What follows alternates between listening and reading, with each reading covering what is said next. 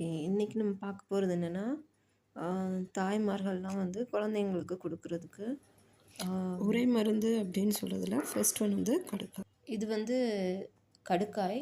So இத பத்தி தான் இன்னைக்கு நான் பேச போறேன்.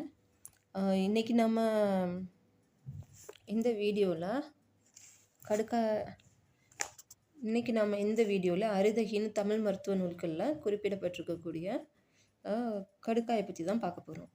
ஸோ நான் ஒரு கிராமத்தில ஒரு சிலர்ட்ட பேசும்போது அப்போ சொன்னாங்க, ஒருத்தவங்க சொன்னாங்க, "நான் நாட்டு மருந்து கடைக்கெல்லாம் போமாட்டேன்.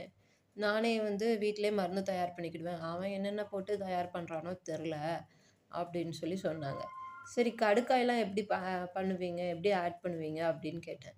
ஸோ அப்ப அவங்க சொன்னாங்க, "நான் சும்மா மற்ற மருந்தெல்லாம் அரைக்கிற மாரி இதையும் உள்ள போட்டு ஒண்ணா அரைச்சுருவேன்." அப்படின்னு சொல்லி சொன்னாங்க.